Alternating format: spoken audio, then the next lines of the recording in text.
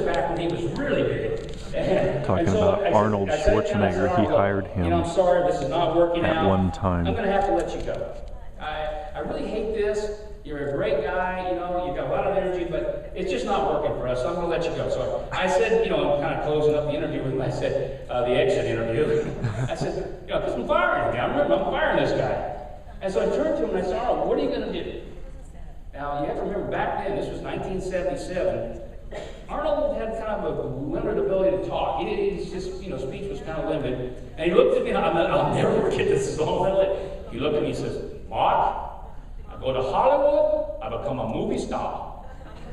Now, I'm thinking, this ain't happening. He fired Schwarzenegger. And I'm thinking, I want to tell him this ain't happening. But I'm thinking, he's bigger than I am, so I said, I shook his hand, I said, I wish you the best. And he leaves, and I go tell him, I said, can you believe Arnold thinks he's going to go to Hollywood? But you know what? What he did, he had a dream. He had a vision for what he wanted to do with his life. And he just said, I don't care. He couldn't act. He didn't care. He didn't let the thing back. He didn't care. He said, I'm going to be a movie star. But isn't it amazing what you can do when you've got that kind of just drive to do something in life, whatever it is? And so it starts with that whole thing of belief. So you've got to have that. It's the same thing with 124. If you get involved in this and you have no real belief, it's wishy-washy, and you're not really committed to it, guess what's going to happen? Nothing. Nothing. And the difference between the people I see that have been in this company for 6 months that are making a $100 check versus the ones that are making a $15,000 or $20,000 a month check, just believe. Just believe. No extra talents, no extra skills, no extra education. As a matter of fact, one of the most successful guys we've got, which I'm going to be doing a meeting for him up in Virginia, is a guy named Glendale. And he was a butcher all his life. Never succeeded. Had been in probably, he told me, he said, I've been in 20 network marketing companies. Nothing's ever worked. I don't even want to do this one. But he looked at this and said, this is different. This whole linear compensation, the simplicity behind it, the fact that everybody can win, the low entry level, the product that saves you more than you spend. He looked at all the things and says, I'm going to give this a try. Glendale's already retired. He's making close to $20,000. He's retired already. He'll be at $100,000 a month sometime next year. So, again, it's that belief. The second thing that's really required for everybody, you got to have these things. And you know what? There's not one person in this room that can't have these things in their lives. It's just, it's there. You just got to go take it. You've got to do things different. There's an old saying about you keep doing the same old thing, but you're going to get the same old results, right? So sometimes you got to do things a little different. You got to get outside your comfort zone. Well, the second part is effort. Now, effort is that thing of, what you're really willing to do. Now, what you got to believe, you're all excited about 124, you got this belief, but you got to go out and do something.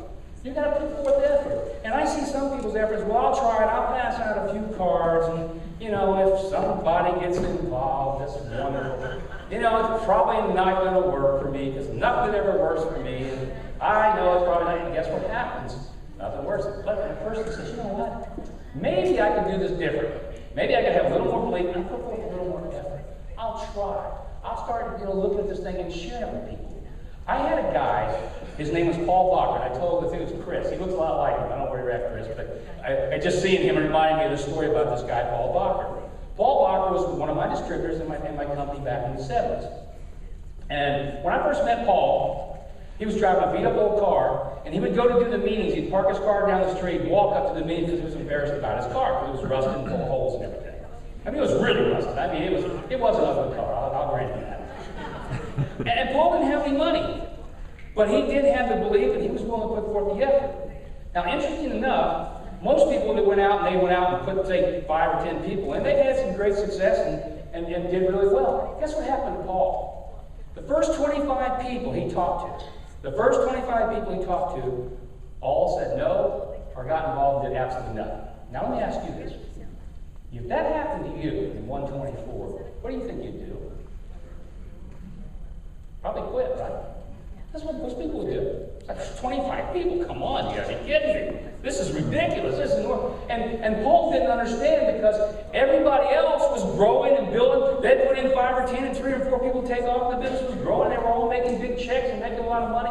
And he goes, I can't do this, Mark. It's not working. So he was going to quit. So he came to see me. He was really distraught, and I get that. I said, Paul, I don't know what you're doing wrong, but I said, let's try something. I said, what do you want really more than anything else?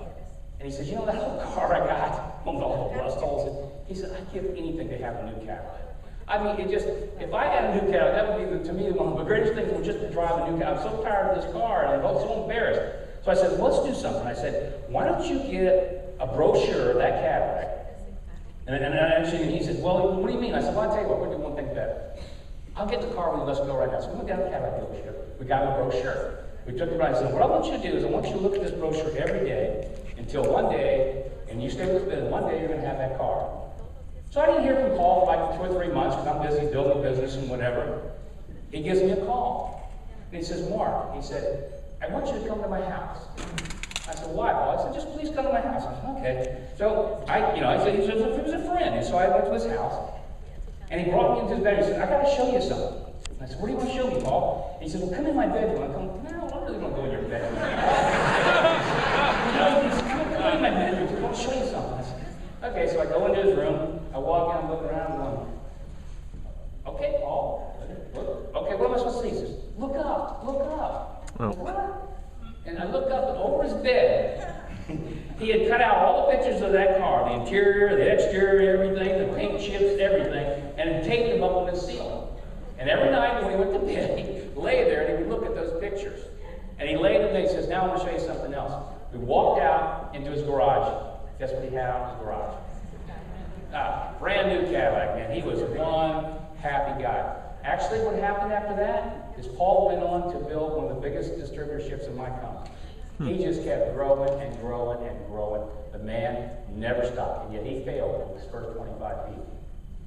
And one of the interesting things that happened was down the road, Paul came to me, because I told him this thing about the Cadillac, right?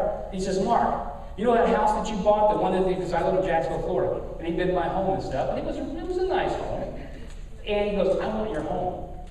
I said, well, that's great, Paul, but it's not for sale. He said, no, you don't understand. I want your home. And I said, well, Paul, I'm not selling. He says, Mark, he says, I've taken pictures of your home. They're over my bed.